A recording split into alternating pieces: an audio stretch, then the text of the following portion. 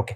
But ನೀವು ಈಗ ನಿಮ್ಮೊಂದು ಹೇಳಿಕೆಗಳು ನಾನು ಮುಂಚೆ ಅಬ್ಸರ್ವ್ ಮಾಡಿದ್ದೆ, ಸಿನಿಮಾ ರಂಗ ಸಮಾಜದಿಂದ ಪಡ್ಕೊಂಡಿದ್ದು ಹೆಚ್ಚಿದೆ, ಸಮಾಜಕ್ಕೆ ಕೊಟ್ಟಿದ್ದು ಬಹಳ ಕಮ್ಮಿ ಇದೆ ಅಂತ ಹೇಳ್ತಿದ್ದೆ ಕಂಪ್ಯಾರಿಟಿವ್ಲಿ. ಆಯ್ತು, ಈಗ ಕೊಡಬೇಕು ಅನ್ನೋಂಥದ್ದು ಏನ್ ನಿರೀಕ್ಷೆ ನಿಮ್ದು ಒಂದು, ಮತ್ತು ಮನರಂಜನಾತ್ಮಕವಾದಂತಹ ಫೀಲ್ಡ್ ಅದು, ಎಂಟರ್ಟೈನ್ಮೆಂಟ್ ಅಷ್ಟೇ ಕೊಡಕ್ ಸಾಧ್ಯ ಹೊರತು ಏನೇನು ಸಮಾಜಕ್ಕೆ ಕೊಡ್ಬೋದು ಅನ್ನೋದು ನಿಮ್ ನಿರೀಕ್ಷೆ? ಯಾಕಂದ್ರೆ ನೀವು ಸಿನಿಮಾ ರಂಗದಲ್ಲಿದ್ದವ್ರು, ನೀವೇನ್ ಕೊಟ್ಟಿದ್ದೀರಾ ಹಾಗಾದ್ರೆ?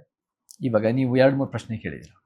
ಮೊದಲನೇದಾಗಿ ಸಿನಿಮಾ ರಂಗ ಬಹಳ ಒಂದು ಹೆಸರು, ಗೌರವ, ನಾನು ಎಲ್ಲರೂ ಅಂತ ಹೇಳ್ತಾ ಇದ್ದೀನಿ, ಸಿನಿಮಾ ರಂಗದಲ್ಲಿ ಕೆಲವರು ಭಾಳ ರೀತಿ ಹೆಸರು ಪಡೆದಿದ್ದಾರೆ, ಭಾಳ ರೀತಿ ಸಮಾಜದಲ್ಲಿ ಗೌರವ ಪಡೆದಿದ್ದಾರೆ, ಭಾಳ ರೀತಿ ದುಡ್ಡು ಪಡೆದಿದ್ದಾರೆ, ಅನೇಕ ರೀತಿ ಬೆನಿಫಿಟ್ಸ್ ಆಗಿದೆ ಅವ್ರಿಗೆ ಈ ಸಮಾಜದಿಂದ, ಅವ್ರು ಕೊಟ್ಟಿರೋ ಮನೋರಂಜನೆಯಿಂದ.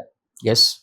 ಆದರೆ ಸಿನಿಮಾ ರಂಗದಿಂದ ನಮಗೆ ಎಷ್ಟು ಮಟ್ಟಿಗೆ ಜನರ ಬದುಕಿಗೆ ಒಳ್ಳೇದಾಗಿದೆ, ಎಷ್ಟು ಮಟ್ಟಿಗೆ ಯೋಜನೆ ಸಾಧ್ಯ? That is the question, important question. ನೀವು ಕೇಳೋದು ಬಹಳ ನಿಜ. ಅದು ನಮಗೆ ಅರಿವಾಗಬೇಕು. ಅಂದ್ರೆ ಏನ್ ಸಿನಿಮಾ ನೋಡೋದೇ ಬೇಡವಾ ಜನ? ಸಿನಿಮಾ ಮಾಡೋದೇ ಬೇಡ ಅಂತಲ್ಲ, ಸಿನಿಮಾ ನೋಡೋದು ಬೇಡ ಅಂತಲ್ಲ. ನಾನು ಹೇಳ್ತಾ ಇದ್ದು ಸಿನಿಮಾ ರಂಗದಲ್ಲಿ ಇರೋರು ಕೂಡ ಅವರಿಗೆ ಎಷ್ಟು ಮಟ್ಟಿಗೆ ಸಾಧ್ಯವೋ ನೀವು ಜನಸೇವೆನ ತೊಡಗಿಸ್ಕೊಂಡು ಸಿನಿಮಾ ರಂಗದ ಮುಖಾಂತರನು ಕೂಡ ಜನಕ್ಕೆ ಒಳ್ಳೇದು ಮಾಡ್ತಾ ಇದಾರಲ್ಲ. ಸುದೀಪ್ ಅವರು, ಯಶ್ ಅವರು, ನಾನೇ ಯಾರ ಹೆಸರು ಪ್ರಸ್ತಾಪ ಮಾಡೋನೇನಲ್ಲ. ಪ್ರತಿಯೊಬ್ರು ಅವ್ರವ್ರ ರೀತಿಯಲ್ಲಿ ಸಮಾಜಕ್ಕೆ ವಾಪಸ್ ಕೊಡೋದು ಅವ್ರ ಕರ್ತವ್ಯ. ಬಟ್ ನನ್ನ ಕಣ್ಣಲ್ಲಿ cinema Ranga is essentially A business. ಈಗ ನಿಮ್ ತರದ ಯೋಚನೆ ಜನ ಮಾಡಿದ್ರೆ ನಿಮ್ ಸಿನಿಮಾನು ನೋಡ್ತಿರ್ಲಿಲ್ಲ. ಈಗ ನೀವ್ ಹೇಳೋ ಪ್ರಕಾರ ನನ್ ಸಿನಿಮಾ ನೋಡ್ತಾರೋ ಬಿಡ್ತಾರೋ, ಅವ್ರಿಗೆ ಸಿನಿಮಾ ಕತೆ ಚೆನ್ನಾಗಿದೆ ಅಂತ ಅನ್ಸಿದ್ರೆ, ಅವರಿಗೆ ಒಂದ್ ರೀತಿ ಅದಕ್ಕೆ ಇಂಟ್ರೆಸ್ಟ್ ಬಂದ್ರೆ, ನಾವು ಕೂಡ ಒಳ್ಳೆ ಸಿನಿಮಾ ಮಾಡಿದ್ರೆ ಜನ ನೋಡ್ತಾರೆ. ಜನ ಚೇತನಗೋಸ್ಕರ ನೋಡೋದಲ್ಲ. ಯಾವ ಹೀರೋನು ಅಷ್ಟೊಂದು ಮುಖ್ಯ ಆಗಲ್ಲ ನನ್ನ ಪ್ರಕಾರ. The vision of the director, the vision of the writer, the risk of the producer, the technician creativity, ಇದೆಲ್ಲ ಒಂದ್ ಕಾರಣ ಆಗಿ ನಮಗೆ ಸಿನಿಮಾ ನೋಡ್ಬೇಕು ಹೊರತು ಆ ಮುಖ ಯಾರು ನಿಂತರೂ ಕೂಡ, ನಾನು ಯಾವಾಗಲೂ ಹೇಳ್ತೀನಿ, ಆ ದಿನಗಳು ಅಥವಾ ಮೈನಾನು ಆಗಿರ್ಬೋದು, ಆ ಸಿನಿಮಾದಲ್ಲಿ ಯಾರೇ ಆ ಪಾತ್ರಕ್ಕೆ ಸೂಟ್ ಆಗಿರೋರು ಮಾಡಿದಿದ್ರೆ ಅಷ್ಟೇ ಚೆನ್ನಾಗಿರೋದು. ನಾನು ಕೊಟ್ಟಿರೋ ಕೆಲವು ಫ್ಲಾಪ್ಸ್ ಕೂಡ ಯಾರೇ ಸೂಟ್ ಆಗಿದ್ರು ಮಾಡಿದ್ರು ಫ್ಲಾಪ್ ಆಗ್ತಾ ಇದ್ರು. It's not necessarily in the heroes hands. The creative elements ಅದು ನಿರ್ದೇಶಕ, ನಟರಲ್ಲಿ ಮತ್ತೆ ನಿರ್ಮಾಪಕರ ಕೈಯಲ್ಲಿರುತ್ತೆ. ಅದರಲ್ಲಿ ಹೀರೋಗಳು ನನ್ನಂತವನು, ಆ ದಿನಗಳು ನನ್ನಿಂದ ಓಡಿಲ್ಲ ಅಂದ್ರೂ ಕೂಡ ಆ ದಿನಗಳು ಚೇತನ್ ಅಂತ ಹೆಸರು ಬಂದಿದ್ದು ನನಗೆ. ಅದರಲ್ಲಿರೋ ನಿರ್ಮಾಪಕ ಮಾಡೋರು, ನಿರ್ಮಾಣ ಮಾಡಿರೋರು, ನಿರ್ದೇಶನ ಮಾಡಿರೋರು, ಬರ್ದಿರೋರು, ಟೆಕ್ನಿಷಿಯನ್, ಅವರ ಕೊಡುಗೆ ಬಹಳ ಇದೆ. ನನಗೆ ಹೆಸರು ಬಂತು ಬಿಕಾಸ್ ನಾನು ಮುಖ ಆಗ್ತದೆ. This is the dichotomy, this is the irony of cinema ಅಂತ ಹೇಳಿದ್ರೆ. ರಚನಾತ್ಮಕವಾಗಿ ಸಿನಿಮಾ ರಂಗದಲ್ಲಿ, ಸಂತೋಷ್ ಅವರು ಇದನ್ನ ಜ್ಞಾಪಕ ಇಟ್ಕೊಳ್ಳಿ, ರಚನಾತ್ಮಕವಾಗಿ ಸಿನಿಮಾದ ರಂಗದಲ್ಲೇ ಒಂದು ದೊಡ್ಡ ಮಟ್ಟದ ಅನ್ಯಾಯ ವ್ಯವಸ್ಥಿತವಾಗಿದೆ. ಅಂದ್ರೆ ನಿಮ್ಮ ಈ ಚಳುವಳಿಯ ಅಭಿರುಚಿ ನೀವು ಸಿನಿಮಾ ಮಾಡೋ ಇರ್ಲಿಲ್ವಾ ನಿಮ್ಗೆ ಅಷ್ಟರ ಮಟ್ಟಿಗೆ? ಖಂಡಿತ ಇತ್ತು. ಆದರೆ ನನಗೆ ಚಳುವಳಿ ಪರಿಚಯ ಇರಲಿಲ್ಲ. ನಾನು ಕೂಡ 1.5 ವರ್ಷ ನನ್ನ ರೀತಿ ನನ್ನ ರಂಗಭೂಮಿ ಮುಖಾಂತರ ನಾನು ಕೆಲಸ ಮಾಡ್ಕೊಂಡು ಬರ್ತಾ ಇದ್ದೆ ಸಿನಿಮಾ ಸೇರಿಕಿಂತ ಮುಂಚೆ. ಆದರೆ ನನಗೆ ಚಳುವಳಿ ಬಗ್ಗೆ ನನಗೆ ಅಷ್ಟೊಂದು ಮಾಡಬೇಕು ಅಂತ ನನಗೆ ಉತ್ಸಾಹ ಇತ್ತು, ಬಟ್ ನನಗೆ ಯಾರು ಪರಿಚಯ ಇರಲಿಲ್ಲ. ಯಾಕಂದ್ರೆ ನಾನು ಅಮೆರಿಕದಿಂದ ಬಂದಿದ್ದೆ, ನನಗೆ ಫ್ರೆಂಡ್ಸ್ ಇಲ್ಲಿ, ನೆಟ್ವರ್ಕ್ ಇರಲಿಲ್ಲ. ಯಾವಾಗ ನಾನು ಸಿನಿಮಾ ಮಾಡಿ ಒಂದು 7-8 ವರ್ಷ ಸಿನಿಮಾ ಸತತವಾಗಿ ಮಾಡಿ ಅದರಿಂದ ಮೈನಾ ಅನ್ನೋದು ಹಿಟ್ಟಾಗಿ ನನಗೆ ಒಂದು ಮೀಡಿಯಾ ಚಾನಲ್ ಮಾತಾಡಕ್ಕೆ ಅವಕಾಶ ಸಿಕ್ತು. ಅವಾಗ ನನಗನ್ಸಿರೋದು ಏನ್ ಸತ್ಯ ಅಂತ ನಾನು ಹೇಳೋದ್ನೋ, ಅದರ ನಂತರ ಚಳುವಳಿಗಳು ನನಗೆ ಪರಿಚಯ ಆಯ್ತು. ಅವಾದ್ಮೇಲೆ ನನಗೆ ಅಯ್ಯೋ, ನಾನು ಚಳುವಳಿ ಇವಾಗ ಸಿಕ್ಕಿದೆಯಲ್ಲ, ನನಗೆ ಸಿನಿಮಾ ಅನ್ನೋದಕ್ಕಿಂತ which is a business, which is personal game. Did you ನೀವು ಹೊರಗೆ ಬಂದ್ರ ಅಥವಾ ನಿಮಗೆ ಅವಕಾಶಗಳು ಕಮ್ಮಿ ಆಯ್ತಾ? ನಾನೇ ಫಸ್ಟ್ ಇಂದನೂ ಕೂಡ ನನಗೆ ಅವಕಾಶ ಇದ್ದಾಗ್ಲೂ ಕೂಡ ನಾನು ರಿಜೆಕ್ಟ್ ಮಾಡ್ತಾ ಇದ್ದೆ. 100 ಸಿನಿಮಾ ನಾನು ಅವಾಗ್ಲೂ ರಿಜೆಕ್ಟ್. ಈಗಲೂ ಚೇತನ್ ಅವ್ರಿಗೆ ಅವಕಾಶಗಳು ಬಂದಿದ್ಯಾ? ಯಾಕೆಂದ್ರೆ ನಿಮ್ಮ ಮೇಲೆ ಇರುವಂತಹ ಅತಿ ದೊಡ್ಡ ಪದ ಬಳಕೆ ನಿರುದ್ಯೋಗಿ ಚೇತನ್. ಅವ್ರು ಏನ್ ಕೆಲಸ ಮಾಡ್ತಿದ್ದಾರೆ, ಕೆಲಸ ಇಲ್ಲ, ಮನೇಲಿ ಕೂತಿದ್ದಾರೆ, ಹೀಗಾಗಿ ಈ ಥರದೆಲ್ಲ ಪ್ರಚಾರಕ್ಕೆ ಮಾಡ್ತಾ ಇದ್ದಾರೆ ಅಂತ. ನೋಡಿ ಸಂತೋಷ್ ಅವರೇ, ಸಮಾಜ ಸೇವೆನೇ ನಮ್ ಕೆಲಸ, ಜನರಿಗೆ ಒಳ್ಳೇದು ಮಾಡೋದೇ ನಮ್ ಕೆಲಸ. ನನ್ನಂತೂ ಒಂದು ಸಿಕ್ಕಿರೋದು ಜಾಸ್ತಿ ಇರೋದ್ರಿಂದ ಅನೇಕರು ಜನ್ಮ ಆಧಾರಿತವಾಗಿ ಕಡಿಮೆ ಸಿಕ್ಕಿರೋ ಅನ್ಯಾಯನ ಕಿತ್ತಾಕದೇ ನಮ್ ಕೆಲಸ. ಅದೇ ನಮ್ ಕೆಲಸ, ಅದೇ ಉದ್ದೇಶ ಇಟ್ಕೊಂಡು ನಾನು ಬಂದಿರೋದು. ನಾನು ಪರ್ಸನಲ್ ಬೆನಿಫಿಟ್ಗೋಸ್ಕರ ಬಂದಿದ್ದು ನಾನು ಯಾಕೆ ಬರ್ತಾ ಇದ್ದೆ ಕರ್ನಾಟಕಕ್ಕೆ, ಅಥವಾ ಅಷ್ಟು ಪರ್ಸನಲ್ ಬೆನಿಫಿಟ್ ಇದ್ದು ನಾನು ಸಿನಿಮಾ ರಂಗ ಯಾಕೆ ಬಿಡ್ತಾ ಇದ್ದೆ? ನಮ್ಮ ಉದ್ದೇಶ ಇದ್ದಿದ್ದು ಫಸ್ಟ್ ಇಂದನೂ ಕೂಡ ಸಮಾಜಕ್ಕೆ ಸೇವೆ ಮಾಡಬೇಕು, ಕರ್ನಾಟಕಕ್ಕೆ ಒಳ್ಳೇದು ಮಾಡಬೇಕು, ಕನ್ನಡ ಭಾಷೆ ಮತ್ತೆ ನಮ್ಮ ರಾಜ್ಯ, ನಮ್ಮ ದೇಶಕ್ಕೆ. ಆಯ್ತು, ಚೇತನ್ ಅವರಿಂದ ಕರ್ನಾಟಕಕ್ಕೆ ಏನೇನು ಒಳ್ಳೇದಾಗಿದೆ, ಭಾಷೆ ವಿಚಾರವಾಗಿ ಏನೇನು ಒಳ್ಳೇದಾಗಿದೆ, ಒಂದು ಲಿಸ್ಟೇ ಕೊಟ್ಬಿಡಿ ನೋಡೋಣ. ಲಿಸ್ಟ್ ಕೊಡ್ಬೋದು, ನನ್ನ ಕೈಲಾದಷ್ಟು ಮಟ್ಟಿಗೆ ಮಾಡಿದ್ದೀನಿ ನಾನು. ಇವಾಗ ಫಸ್ಟ್ ಆಫ್ ಆಲ್ ನಾವು 2011 ಶುರು ಮಾಡ್ಕೊಂಡು ಆಂಟಿ ಕರಪ್ಷನ್ ಶುರು ಮಾಡಿದ್ವಿ. ಅದರಲ್ಲೂ ಕೂಡ ನಾನು ಭಾಗವಹಿಸಿದೆ. ಅದು ಬಹಳ aunty corruption, Anna Hazare movement. 2012 ನಮ್ಮದೇ ಆದ ಒಂದು ಎಂಡೋಸಲ್ಫನ್ ಚಳುವಳಿ, ಅಲ್ಲಿ ಎಂಡೋಸಲ್ಫನ್ ಪೀಡಿತರು ಬಹಳ ದೊಡ್ಡ ಪ್ರಮಾಣದಲ್ಲಿ ಬೆಳ್ತಂಗಡಿ, ಪುತ್ತೂರು, ದಕ್ಷಿಣ ಕನ್ನಡ ಆ ಭಾಗದಲ್ಲಿ ಇವಾಗ ಬೇರೆ ಬೇರೆ ಕಡೆ ಬೆಳೀತಾ ಇದೆ. ಅದು ಒಂದು ರೀತಿ ಸಮಸ್ಯೆ ಇದೆ, ಬಹಳ ದೊಡ್ಡ ಮಟ್ಟಕ್ಕೆ ಅವ್ರಿಗೆ ಅನ್ಯಾಯ ಆಗಿದೆ. ಸೊ ಅದಕ್ಕೂ 90 ಕೋಟಿ ಅನ್ನೋ ಸ್ಯಾಂಕ್ಷನ್ ಆಯ್ತು ಆ ಹೋರಾಟ. ನಮಗೂ ದಿಡ್ಡಲ್ಲಿ ಹೋರಾಟನೂ ಬಹಳ ಸ್ಪ್ರೆಡ್ ಆಯ್ತು. ನಮ್ಗೆ ಇತ್ತೀಚೆಗೆ ಟ್ರಾನ್ಸ್ಜೆಂಡರ್ ಪರವಾಗಿ ಹೋರಾಟ, ಟ್ರಾನ್ಸ್ಜೆಂಡರ್ ಬಿಲ್ ಅನ್ನೋ ಪ್ರೊಟೆಕ್ಷನ್ ಆಫ್ ಟ್ರಾನ್ಸ್ಜೆಂಡರ್ ರೈಟ್ಸ್ ಅನ್ನೋದು ಇಟ್ಸ್ ಅ ಮಿಸ್ ನೋಮರ್. ಅದೇ ಒಂದು ಸುಳ್ಳು. ಅದು ನಿಜವಾಗ್ಲೂ ಟ್ರಾನ್ಸ್ಜೆಂಡರ್ ಹಕ್ಕುಗಳನ್ನ ಉಲ್ಲಂಘನೆ ಮಾಡ್ತಾ ಇದೆ. ಸೆಲ್ಫ್ ಐಡೆಂಟಿಫೈ ಮಾಡೋ ರೈಟ್ಸ್ ಇಲ್ಲ. ನಮಗೆ ಎಷ್ಟೋ ಒಂದು ಹೋರಾಟಗಳು ಕಾರ್ಮಿಕರ ಪರವಾಗಿ, ಮಹಿಳೆಯರ ಪರವಾಗಿ, ಕನ್ನಡದ ಪರವಾಗಿ ಇವತ್ತು ಮುಖ್ಯಮಂತ್ರಿಯವರು, ನನ್ನಿಂದಲೇ ಅಂತ ನಾನು ಹೇಳ್ತಾ ಇಲ್ಲ, ಅನೇಕ ನಾವೆಲ್ಲ ಸೇರಿ ನಮ್ಮ ರೀತಿ ನಾವು ವಾಪಸ್ ಕೊಡ್ತಾ ಇದೀವಿ.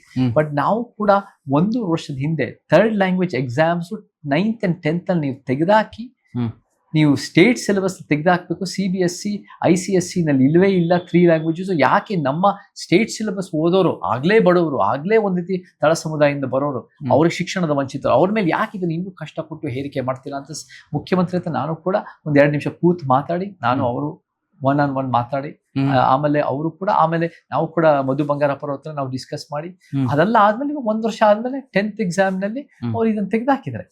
10th ಎಕ್ಸಾಮ್ ನಲ್ಲಿ 3rd ಲ್ಯಾಂಗ್ವೇಜ್ ಎಕ್ಸಾಮ್ಸ್ ಮಾರ್ಕ್ಸ್ ತೆಗೆದಾಕಿದ್ದಾರೆ, ಗ್ರೇಡ್ ಕೊಡಬೇಕು ಅಂತ. ಬಟ್ ಆಮೇಲೆ ಮತ್ತೆ ಅದು ಕೋರ್ಟ್ ಇಂದ ಬಂತಲ್ಲ, ಮಾರ್ಕ್ಸ್ ಕೊಡಬೇಕು ಅಂತ. ಅದನ್ನ ನಾವು ಫೈಟ್ ಮಾಡಬೇಕು. ಅದನ್ನ ನಾವು ಹೆಂಗ್ ನ್ಯಾಯ ಒದಗಿಸೋದು? ಯಾಕಂದ್ರೆ ಇಟ್ ಇಸ್ ನಾಟ್ ಒನ್ ಪಾಲಿಸಿಯಿಂದ ಎಲ್ಲ ಸರಿ ಹೋಗಲ್ಲ ಸಂತೋಷ್ ಅವರೇ. We have to keep fighting. There's thousands of interconnected policies and ಸಮಸ್ಯೆಗಳು. ಎಸ್, ನಂದ್ರೆ ಈಗ ಕರ್ನಾಟಕದ ಹಿಸ್ಟ್ರಿ ನೋಡಕ್ ಹೋದಾಗ ಈ ತರದ ಹೋರಾಟಗಳು ಒಬ್ಬರೇ ನಿಂತು ಎಲ್ಲರನ್ನ ವಿರೋಧ ಮಾಡ್ಕೊಂಡು ಹೋರಾಟ ಏನ್ ಮಾಡಕ್ ಹೊರಟಿರುವಂತವ್ರು ಗೆದ್ದಿರೋದು ಉದಾಹರಣೆ ಬಹಳ ಕಮ್ಮಿ. ಚೇತನ್ ಅವರೇ, do you think it is so easy to do? Easy ಅಂತೂ ಅಲ್ವೇ ಅಲ್ಲ, ಬಟ್ ಅಸಾಧ್ಯ ಅಲ್ಲ ಅಂತ ನಾನು ಭಾವಿಸಿರೋದು. It is possible, it is not impossible. But ನಾವು ಮಾಡಬೇಕು ಅಂದ್ರೆ ಎಷ್ಟು ವರ್ಷಗಳ ಪರಿಶ್ರಮ ಬೇಕಾಗುತ್ತೆ? ಎಷ್ಟೆಲ್ಲ ನೀವು ವಿರೋಧಗಳು, ಕೇಸ್ಗಳು ಸಹಜ, ಅವೆಲ್ಲ ಬರ್ತವೆ. ಬಟ್ ನಾವು ಫ್ಯೂಚರ್ ಹೇಳಕ್ಕಾಗಲ್ಲ. ನನಗೇನ್ ಮುಂದೆ ಆಗತ್ ಗೊತ್ತಿಲ್ಲ. ಬಟ್ ನಮಗೆ 224 ಕ್ಷೇತ್ರಗಳಲ್ಲಿ ಪ್ರತಿಯೊಂದು ಕ್ಷೇತ್ರದಲ್ಲೂ ನಮ್ದೇ ಆದ ಸಮಾಜದ ಶಕ್ತಿ ನಾವು ಕಟ್ತಾ ಇದೀವಿ. ಇರೋ ಸಂಘಟನೆಗಳನ್ನ ಒಗ್ಗಟ್ಟು ಮಾಡ್ತಾ ಇದೀವಿ. ಎಲ್ಲರೂ ಒಂದು ಸಿದ್ಧಾಂತದ ಅಡಿಯಲ್ಲಿ ನಾವು ಬಂದು ಸಂವಿಧಾನದ ಸಮಾಜ ಶಕ್ತಿ ನಮ್ಮ ಕರ್ನಾಟಕ. ಎಸ್, ನಿಮ್ ಸಿದ್ಧಾಂತ ಏನು? ಲೆಫ್ಟ್ ಅಲ್ಲ, ರೈಟ್ ಅಲ್ಲ, ಸೆಂಟರ್ ಅಲ್ಲ, ಅಂಬೇಡ್ಕರ್ ಪೆರಿಯಾರ್ ಅವರ ಸತ್ಯಪಂಥ ಅಂತ ಹೇಳ್ತೀರಾ. ಏನ್ ಹೇಳಕ್ ಹೊರಡ್ತಾ ಇದ್ದೀರಾ? ಅದರೊಂದು ಕ್ಲಾರಿಟಿ ಚೇತನ್ ಅವ್ರಿಗೆ ಇದೆಯಾ? ಜನ ಅರ್ಥ ಮಾಡ್ಕೊತಾ ಇದ್ದಾರಾ ಅಂತ ಕ್ವಶನ್ ಅಲ್ಲಿದೆ. 100 ವರ್ಷದ ಹಿಂದೆ 5-6% ಸಾಕ್ಷರತೆ ಇತ್ತು.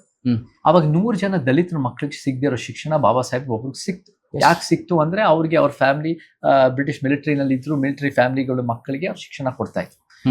ಅಂಬೇಡ್ಕರ್ ಅವರು ಬಹಳ ಅದ್ಭುತವಾಗಿ ಓದಿ, ಫಾರಿನ್ ನಲ್ಲೆಲ್ಲ ಲಂಡನ್ ಸ್ಕೂಲ್ ಆಫ್ ಎಕನಾಮಿಕ್ಸ್, ಕೊಲಂಬಿಯಾದಲ್ಲಿ ಡಿಗ್ರಿ ಮುಗಿಸ್ಕೊಂಡು ಇಂಗ್ಲಿಷ್ ನಲ್ಲಿ ಬರೆದು 106 ವರ್ಷ ಮುಂದಾಲೋಚನೆ ಇದ್ರು ಕೂಡ ಅಲ್ಲಿ ಅವತ್ತಿನ ದಿನ 5-6% ಇರೋ ಸಾಕ್ಷರತೆ ಇರೋ ಸಮಾಜ ಅವ್ರ ವಿಚಾರ ಅರ್ಥ ಮಾಡ್ಕೊಂಡ್ರು. ಇವತ್ತು ನಮ್ಗೆ 75-80% ಸಾಕ್ಷರತೆ ಇದೆ. ಪ್ರತಿಯೊಬ್ಬರಿಗೂ ಸೋಷಿಯಲ್ ಮೀಡಿಯಾ ಇದೆ. ಪ್ರತಿಯೊಬ್ಬರಿಗೂ ಒಂದು ರೀತಿ ಯಾವ್ದು ಸರಿ, ಯಾವ್ದು ತಪ್ಪು, ಯಾವ್ದು ಒಳ್ಳೇದು, ಯಾವ್ದು ಕೆಟ್ಟದ್ದು ಅಂತ ಬಹಳ ಜಾಗೃತಿಯಿಂದ ಬಹಳ ಒಳ್ಳೆ ರೀತಿಯಲ್ಲೇ ಅವರ ಗ್ರಹಿಸೋ ಶಕ್ತಿ ಇದೆ. ನಾವು ಜನರ ಮುಂದೆ ಒಂದು ಉತ್ತಮ ಸಮಾಜದ ವಿಚಾರ ಜನರ ಮುಂದೆ ಇಟ್ರೆ, ಯಾವುದು ಉತ್ತಮ ಸಮಾಜ? ಸಮಾಜ. ಆ ಸಮಾಜ ಜನರ ಮುಂದೆ ಇಟ್ರೆ ಜನ ಖಂಡಿತ ನಮ್ ಜೊತೆ ಕೈ ಹಿಡಿತಾರೆ, ನಮ್ಗೆ ಬೆಂಬಲಿಸ್ತಾರೆ ಅಂತ ನಮ್ಗೆ. ಅಂದ್ರೆ ಏನ್ ಸಮಾಜ ಇಲ್ಲಿ ತನಕ ಯಾರು ಆ ಒಂದು ಕಲ್ಪನೆ ತಂದೆ ಇಲ್ವಾ? ಅಂಥ ಮಟ್ಟಕ್ಕೆ ಸಮಾಜ ಇಲ್ವಾ? ಅಂಬೇಡ್ಕರ್ ಅವರು ಮಾಡಿದಂತಹ ಪರಿವರ್ತನೆ, ಸಂವಿಧಾನವನ್ನು ಕೊಟ್ಟರು, ಎಲ್ಲವನ್ನು ಎಷ್ಟೆಲ್ಲ ಪಕ್ಷಗಳನ್ನ ನೋಡಿದೀರಾ ನೀವು. ಹಾಗಾದ್ರೆ ನಿಮ್ಮ ಐಡಿಯಾಲಜೀಸ್ ಪ್ರಕಾರ ಸಮಾಜ ಇಲ್ವಾ ಈ ಕ್ಷಣಕ್ಕೂ? ಇವತ್ತು ನಮ್ಮ ಕಣ್ಣಲ್ಲಿ ಸಂತೋಷ್ ಅವರೇ, ಇದು ಒಂದು ಅಸಮಾನತೆ ಮತ್ತು ಅನ್ಯಾಯದಲ್ಲಿ ಕೂಡಿರೋ ವ್ಯವಸ್ಥೆ. ನಮ್ಮ ಶತ್ರು ಯಾವ ಜಾತಿಯವರಲ್ಲ, ಯಾವ ಧರ್ಮದವರಲ್ಲ, ಯಾವ ಭಾಷಿಕರಲ್ಲ, ಯಾವ ಒಂದು ಪಕ್ಷ ಅಲ್ಲ. ನಮ್ಮ ಶತ್ರು ಇರೋದು ಅಸಮಾನತೆ ಮತ್ತು ಅನ್ಯಾಯದಲ್ಲಿ ಕೂಡಿರೋ ವ್ಯವಸ್ಥೆ. ಈ ಅಸಮಾನತೆಯ ವ್ಯವಸ್ಥೆನ ಕಿತ್ತಾಕ್ಬೇಕು ಅನ್ನೋದು ಎಲ್ಲ 7 ಕೋಟಿ ಕರ್ನಾಟಕದವರು ಒಂದಾಗಿ ಅದನ್ನ ಕಿತ್ತಾಕೋದು ನಮ್ಮ ಉದ್ದೇಶ. ನನ್ನ ಕಣ್ಣಲ್ಲಿ, ನನ್ನ ವ್ಯಾಖ್ಯಾನದ ಪ್ರಕಾರ ಅಂಬೇಡ್ಕರ್ ವಾದ, ಪೆರಿಯಾರ್ ವಾದ, ನಮ್ಮ ವಿಶ್ವಮಾನವ ಸಂದೇಶ ಸಾರಿದ ಕುವೆಂಪು ವಾದ, ಇದೆಲ್ಲ ಒಂದು ಸಮಾಜವಾದ ಅಂತ ನಾನು ಜನರ ಮುಂದೆ ಇಷ್ಟು ವರ್ಷ 15 ವರ್ಷದಿಂದ ಚಳುವಳಿನ ವ್ಯಾಖ್ಯಾನ ಮಾಡ್ಕೊಂಡು ಇಟ್ಟಿದ್ದೆ. ಈ ಸಮಾಜ, ಸಮಾನತೆ, ನ್ಯಾಯ, ವೈಜ್ಞಾನಿಕತೆ ಇವೆಲ್ಲ ಸಂವಿಧಾನದ ಪೀಠಿಕೆ. First of all question, how do you define ಸಮಾಜ? ಏನೊಂದು ಡೆಫಿನೇಷನ್ ಹೇಳಿ ಅದಕ್ಕೆ. ನೋಡಿ, ನಾನು ನನ್ನ ರೀತಿನ ಡಿಫೈನ್ ಮಾಡ್ತೀನಿ ಇವಾಗ ಫಾರ್ ಎಕ್ಸಾಂಪಲ್ ನಿಮ್ಮ ರೀತಿ ಏನ್ ಬೇಡ, ಯಾಕಂದ್ರೆ ನಿಮ್ಮ ರೀತಿನ ಎಲ್ಲ ಒಪ್ಕೊಳಕ್ ಸಾಧ್ಯ ಇಲ್ಲ. ಕರೆಕ್ಟ್, ಬಟ್ ಪಬ್ಲಿಕ್ ಡೊಮೈನ್ ಎಲ್ಲರೂ ನಿಮ್ನ ಒಪ್ಕೊಳ್ಬೇಕು ಅಂತಿಲ್ಲ. ಸಂತೋಷ್ ಅವರೇ, 3 ಐಡಿಯಾಲಜಿಕಲ್ ಮೂವ್ಮೆಂಟ್ಸ್ ಇದಾವೆ. ಹಿಂದುತ್ವ ಬಲಪಂಥಿ, ಕಮ್ಯುನಿಸ್ಟ್ ಎಡಪಂಥಿ, ಮತ್ತೆ ನಮ್ಮ ಸತ್ಯಪಂಥ ಅಂಬೇಡ್ಕರ್ ಪೆರಿಯಾರ್. ಇವಾಗ ನೀವು ಹಿಂದುತ್ವವಾದಿಗಳನ್ನ ಹಿಂದೂ ರಾಷ್ಟ್ರ ಅಂತ ಇವ್ರು ಮಾತಾಡ್ತಾರಲ್ಲ, 20 ಜನ ಕೂಡಿಸಿ 20 ಜನ ಕೂಡಿಸಿ ಹಿಂದೂ ರಾಷ್ಟ್ರ ಏನಪ್ಪಾ ಅಂದ್ರೆ 20 ಜನ ಕಾರ್ಯಕರ್ತರೇ ಒಂದೊಂದು ರೀತಿ ಅವರ ಹಿಂದೂ ರಾಷ್ಟ್ರದ ಪರಿಕಲ್ಪನೆ ವ್ಯಾಖ್ಯಾನಿಸ್ತಾರೆ. ಓಕೆ, ನಾನು ನಮ್ಮ ಸಮಾಜದ ಪರಿಕಲ್ಪನೆ ಕರ್ನಾಟಕ ಮಟ್ಟದಲ್ಲಿ ಮೂಲೆನಲ್ಲೂ ಇದೆ. ಎಲ್ಲಾ ಸಂಘಟನೆಗಳಲ್ಲೂ ಬೇರೆ ಬೇರೆ ಹಂತಕ್ಕೆ ಇದ್ದೇ ಇದೆ. ನಾನು ಹಿಂಗೆ ಅದನ್ನ ವ್ಯಾಖ್ಯಾನಿಸ್ತೀನಿ ಅಂದ್ರೆ ನಾನು ಹೇಳ್ಬೋದು, ನಾವ್ 20 ಜನ ನಾವೆಲ್ಲ ಸೇರ್ಕೊಂಡು ನಾವು ಒಂದ್ ರೀತಿ ಅದನ್ನ ಕಟ್ಟೋರಾಗಿದ್ರೆ ಒಬ್ಬೊಬ್ರು ಒಂದೊಂದು ರೀತಿ ಸಣ್ಣ ಭಿನ್ನಾಭಿಪ್ರಾಯಗಳು ಇರ್ಬೋದು. ಆದ್ರೆ ಸಮಾಜದಲ್ಲಿ ಸಮಾನತೆ, ಅದು ಸಂವಿಧಾನ ಪೀಠಿಕೆ ಇದೆ. ಏನ್ ಸಮಾನತೆ ಅಂದ್ರೆ ಆಮೇಲೆ ಬೇರೆ ಬೇರೆ ಜಾತಿ, ಲಿಂಗ, ವರ್ಗ, ಧರ್ಮ ನಾವು ಹುಟ್ಟಿದೀವಿ, ಅದು ಯಾವ್ದು ನಮ್ಮ ಆಯ್ಕೆ ಅಲ್ಲ. ಹುಟ್ಟಿದ ಮೇಲೆ ಏನ್ ಮಾಡ್ತೀವಿ ಅದು ನಮ್ಮ ಆಯ್ಕೆ. ಹುಟ್ಟಿದ ಮೇಲೆ ನಾವೆಲ್ಲ ಸಮಾನತಾವಾದಿಗಳಾಗಿ ಜಾತಿಯ ಸಮಾನತೆ, ಲಿಂಗದ ಸಮಾನತೆ, ಆರ್ಥಿಕ ಸಮಾನತೆ, ಉದ್ಯೋಗದ ಸಮಾನತೆ, ಭಾಷೆಯ ಸಮಾನತೆ, ಶಿಕ್ಷಣ, ಆರೋಗ್ಯ, ಕ್ರೀಡೆ, ಸಾಂಸ್ಕೃತಿಕ ಸಮಾನತೆ, ಎಲ್ಲಾ ರೀತಿ ಸಮಾನತೆ ಕಟ್ಟೋದು ನಮ್ಮ ಉದ್ದೇಶ. ಆ ಸಮಾನತೆ ಏನ್ ಸಂವಿಧಾನ ಪೀಠಿಕೆಯಲ್ಲಿ ಅದಕ್ಕೆ ಕಟ್ಟಬೇಕು ಅಂದ್ರೆ ನಮ್ಗೆ ನ್ಯಾಯ ಬೇಕು. ನ್ಯಾಯ ಅಂದ್ರೆ ಏನು? ಇತಿಹಾಸದ ತಪ್ಪುಗಳನ್ನ ಸರಿಪಡಿಸೋದು. ಇತಿಹಾಸನ ವೈಜ್ಞಾನಿಕವಾಗಿ ಅರ್ಥ ಮಾಡ್ಕೊಂಡು ಅದನ್ನ ಯಾರ್ಯಾರು ಕಷ್ಟ ಆಗಿದೆಯೋ, ನಮ್ಮ ಸ್ಲಮ್ ಅಲ್ಲಿರೋರು, ನಮ್ಮ ಬಡವರು, ನಮ್ಮ ಶೋಷಿತ ವರ್ಗ, ನಮ್ಮ ಮಹಿಳೆಯರು, ನಮ್ಮ ಧಾರ್ಮಿಕ ಮತ್ತೆ ಲೈಂಗಿಕ ಅಲ್ಪಸಂಖ್ಯಾತರು, ಇವರೆಲ್ಲರಿಗೂ ನಮ್ಗೆ ಹೆಂಗೆ ನ್ಯಾಯ ಒದಗಿಸೋದು ನಮ್ಮ ಉದ್ದೇಶ. ಯಾರಿಗೆ ಲಾಭ ಆಗಿದೆಯೋ, ನನ್ನಂತವ್ರಿಗೆ ಎಲ್ಲರಿಗಿಂತ ಜಾಸ್ತಿ ಲಾಭ ಆಗಿದೆ ಬಹುಶಃ, ಅದೇ ನನ್ನ ಶ್ರಮದಿಂದ ಅಲ್ಲ, ಜನ್ಮ ಆಧಾರಿತವಾಗಿ ಸುತ್ತಮುತ್ತ ಇಲ್ಲಿ ಸದಾಶಿವನಗರ, ಕುಮಾರ ಪಾರ್ಕ್ ಇಲ್ಲಿಂದ ಸ್ವಲ್ಪ ಇಳಿಸ್ಬೇಕು. ನೀವು ಆರ್ಥಿಕವಾಗಿ ನೀವು ಜಾಸ್ತಿ ಮಾಡಿದ್ರೆ ಜಾಸ್ತಿ ವಾಪಸ್ ಕೊಡಿ ಅನ್ನೋ ರೀತಿ ಮಾಡಿದ್ರೆ ತಲೆಮಟ್ಟದಿಂದ ಏರಿಸಿ ಮೇಲಿಂದ ಇಳಿಸೋದು ಸಮಾಜ ಕಟ್ಟೋದು. ಅದನ್ನ ತರಬೇಕು. ಮಾತಾಡೋದಷ್ಟು ಸುಲಭ ಇದೆಯಾ? ಕಷ್ಟ, ಅಸಾಧ್ಯ ಅಲ್ಲ. ಅದನ್ನ ಮಾಡಬೇಕು ಅಂದ್ರೆ ವೈಜ್ಞಾನಿಕವಾದ ಮನೋಭಾವನ ನಾವು ರೂಢಿಸ್ಬೇಕು. ಅಂಬೇಡ್ಕರ್ ಅವರೇ ತನ್ನಂತಹ ಸಂವಿಧಾನ, ಪ್ರಜಾಪ್ರಭುತ್ವದ ಆಧಾರವಾಗಿ ಹುಟ್ಕೊಂಡಿರುವಂತಹ ಪಕ್ಷಗಳು, ರಾಜಕೀಯ ಪಕ್ಷಗಳೇ ಕರ್ನಾಟಕದಲ್ಲಿರುವಂಥವ್ರು. ಸೊ ಅವ್ರು ಮಾಡಿಲ್ಲ, ಹಾಗಾದ್ರೆ ಸಂವಿಧಾನವೇ ಸರಿ ಇಲ್ವಾ? ಅವ್ರು ಅದನ್ನ ಫಾಲೋ ಮಾಡಿಲ್ವಾ? ನೀವು ಮಾತ್ರ ಮಾಡ್ತಿದ್ದೀರಾ? 2900 3000 ಪಕ್ಷಗಳಿದೆ ಸಂತೋಷ. Democracy allows for your ideas to flourish. ನಿಮ್ಗೆ ಅಷ್ಟು ಉತ್ತಮ ವಿಚಾರಗಳಿದ್ರೆ ನೀವು ಜನರ ಮುಂದೆ ಇಡಿ, ಜನ ತೀರ್ಮಾನ ಮಾಡ್ತಾರೆ. ನನ್ನ ಕಣ್ಣಲ್ಲಿ 2900 ಪಕ್ಷಗಳು ಕೂಡ ಬೇರೆ ಬೇರೆ ಹಂತಕ್ಕೆ ನಾವು ಸಂವಿಧಾನ ಎತ್ತಿ ಹಿಡಿತಾ ಇದೀವಿ ಅಂತ ಪ್ರತಿಯೊಬ್ಬರು ಹೇಳ್ತಾರೆ. ನನ್ನ ಕಣ್ಣಲ್ಲಿ ಇವ್ರು ಯಾರು ಸಂವಿಧಾನದ ಮೂಲ ಆಶೆಗಳು ಎತ್ತಿ ಹಿಡಿತಾ ಇಲ್ಲ. ಯಾರಾದ್ರೂ ಸಂವಿಧಾನದ ಮೂಲ ಆಶೆಗಳು ಎತ್ತಿ ಹಿಡಿತಾ ಇದ್ದಾರೆ ಅಂದ್ರೆ ನಮ್ಮಂತ ಸಮಾಜ ಸಮಾನತಾವಾದಿಗಳು ಮಾತ್ರ. ನೀವೇ ತಟ್ಕೊಳ್ತಾ ಇದ್ದೀರಾ? ತಟ್ಕೊಳ್ಳೋದಲ್ಲ, this is a fact. We have to build a movement for the nation. ರಾಜ್ಯಕ್ಕೆ Congress, BJP, JDS in Karnataka at least ಅವ್ರ ಸಂವಿಧಾನ ಫಾಲೋನೆ ಮಾಡಿಲ್ಲ ಅಂತ ಸಂವಿಧಾನದ ಮೂಲ ಆಶೆಗಳು ಎತ್ತಿಡ್ತಾ ಇಲ್ಲ. ಅವ್ರ ಇವಾಗ ಕಾಂಗ್ರೆಸ್, JDS ಅವ್ರ ಲಾಭಕ್ಕೋಸ್ಕರ ಮಾಡ್ತಾ ಇದ್ದಾರೆ. These are leader based parties, these are self glorification parties. ಈ ಪಾರ್ಟಿಗಳ ವಿರುದ್ಧ ಇವಾಗ ಫಾರ್ ಎಕ್ಸಾಂಪಲ್ ಜನತಾ ಪಕ್ಷಗಳು ಬಿಡಿ, ನಮಗೆ ಕಾಂಗ್ರೆಸ್ ಅನ್ನೋ ವಿರುದ್ಧ ನಮ್ಮ ಸಿದ್ಧಾಂತ ಯಾವಾಗಲೂ ನಿಂತಿದೆ. ಅದು ಅಂಬೇಡ್ಕರ್ ಆಗಿರ್ಬೋದು, ಅದು ಪೆರಿಯಾರ್ ಆಗಿರ್ಬೋದು, ಕಾಂಶಿರಾಮ್ ಆಗಿರ್ಬೋದು, 1885 ಕಾಂಗ್ರೆಸ್ ಬಂದಾಗ 1890 ಬದುಕಿರೋ ಜ್ಯೋತಿಬಾ ಫೂಲೆನೋ ಇರ್ಬೋದು. We have always oppose the Congress. Any movement Santosh ಅವರೇ, ದೇಶದಲ್ಲಿ ನಮಗೆ 75 ವರ್ಷದಲ್ಲಿ ಕಟ್ಟಿರೋ ಚಳುವಳಿಗಳು, political movement have always opposed the ಮನುವಾದಿ ಕಾಂಗ್ರೆಸ್. ಅದು right wing BJP, left wing communist, socialist. BJP ಕರೀತಾರಲ್ಲ ಮನುವಾದೀಸ್, ಹಿಂದುತ್ವವಾದೀಸ್ ಆರ್ ಬಿಜೆಪಿ, ಮನುವಾದೀಸ್ are always the Congress. Congress ಅದ ಯಥಾಸ್ಥಿತಿ, ಅದೇ ವ್ಯತ್ಯಾಸ. ಈ ಬುದ್ಧಿಜೀವಿಗಳು ಅಂತ ಹೇಳ್ಕೊಳ್ಳೋರು ಬಿಜೆಪಿನ ಮನುವಾದಿ ಅಂತ ಹೇಳ್ತಾರೆ. ಅಂಬೇಡ್ಕರ್, ಪೆರಿಯಾರ್, ಕಾಂಶಿರಾಮ್ ಒಪ್ಪೋರು ಯಾವಾಗಲೂ ಕಾಂಗ್ರೆಸ್ಸೇ ಮನುವಾದಿಗಳು. ಹಾಗಿದ್ದ ಬಿಜೆಪಿ ನಮ್ಮ ಸೈದ್ಧಾಂತಿಕ ಶತ್ರು ಅಲ್ಲ ಅಂತ ಹೇಳ್ತಾ ಇಲ್ಲ. ಅವರು ಹಿಂದುತ್ವವಾದಿಗಳು, ಅವರು ಅಸಮಾನತೆಯನ್ನು ಮುಂದುವರಿಸೋರು. ಬಟ್ ದ ಸ್ಟ್ಯಾಟಸ್ ಕೋ ಅನ್ನೋದೇ ಕಾಂಗ್ರೆಸ್. ಅದನ್ನ ನಾವು ವಿರುದ್ಧ ನಿಂತ್ಕೊಂಡಿಲ್ಲ ಅಂದ್ರೆ ಜನರು ನಾವು ಯಾವ ಪರ್ಯಾಯ ಕೊಡಲ್ಲ. ಯಾರ ಅವಕಾಶವಾದಿಗಳಲ್ಲ, ಚೇತನ್ ಅವರ ಅವಕಾಶವಾದಿ ಆಗಲ್ವಾ? ಇವತ್ತೇನೋ ಮಾತಾಡ್ತಾ ಇದ್ದಾರೆ, ಮುಂದಿನ ದಿನಗಳಲ್ಲಿ The 3 ideological movements, ಸಂತೋಷ್ ಅವರೇ, are not ಅವಕಾಶವಾದಿ, they are ಪರಿವರ್ತನವಾದಿ. Right wing, left wing, truth wing. We are all ideological. ಇಲ್ಲಿ ನಮ್ಮ ವೈಯಕ್ತಿಕ ಲಾಭ ಮುಖ್ಯ ಆಗಲ್ಲ. ಫಾರ್ ಎಕ್ಸಾಂಪಲ್, ನಾನಂತೂ ಯಾವ ಒಂದು ಎಲೆಕ್ಷನ್ ನಿಂತ್ಕೊಳ್ಳೋನಲ್ಲ, ನಾನಂತೂ ಯಾವ ಮಿನಿಸ್ಟರ್, ಮುಖ್ಯಮಂತ್ರಿ ಆಗೋನ್ ಬಯಸೋನಲ್ಲ. ನಮಗೆ ಕರ್ನಾಟಕದಿಂದ 224 ಕ್ಷೇತ್ರಗಳಿಂದ ಯಾವುದೇ ಒಂದು ದಲಿತ ಸಮಾನತಾವಾದಿಗಳಾಗಿ, ಮಹಿಳಾ ಸಮಾನತಾವಾದಿ, ಮುಸಲ್ಮಾನ್ ಸಮಾನತಾವಾದಿ, ಬ್ರಾಹ್ಮಣ ಸಮಾನತಾವಾದಿ, ಟ್ರಾನ್ಸ್ಜೆಂಡರ್, ನಾಸ್ತಿಕ ಸಮಾನತಾವಾದಿ ನಮ್ಮ ಜೊತೆ ನಿಂತ್ಕೊಂಡು ನಾಳೆ ದಿನ ಮಿನಿಸ್ಟರ್, ಮುಖ್ಯಮಂತ್ರಿ ಆಗಕ್ಕೆ ನಾವು ಒಂದು ವೇದಿಕೆ ಮಾಡ್ಕೊಡ್ಬೇಕು. ನೀವು ನಾಸ್ತಿಕರ ಆಸ್ತಿಕರ? ನಾಸ್ತಿಕನೂ ಅಲ್ಲ, ಆಸ್ತಿಕನೂ ಅಲ್ಲ. ನಾನು ಒಂದು ಅಜ್ಞೇಯತಾವಾದಿ. ನಮ್ಮ ಸಿದ್ಧಾಂತದಲ್ಲಿ ಬುದ್ಧ ಆಗಿರ್ಬೋದು, ಬಾಬಾ ಸಾಹೇಬರಾಗಿರ್ಬೋದು, ಅಲ್ಲಮ ಪ್ರಭುವರಾಗಿರ್ಬೋದು, ಇವರೆಲ್ಲರೂ ಕೂಡ ಒಂದು ರೀತಿಯ ಅಜ್ಞೇಯತಾವಾದಿಗಳು. ಇವರೆಲ್ಲರೂ ಕೂಡ ದೇವರನ್ನು ನಂಬುದೂ ಇಲ್ಲ, ದೇವರನ್ನು ಇಲ್ವೇ ಇಲ್ಲ ಅಂತಲೂ ಹೇಳಲ್ಲ.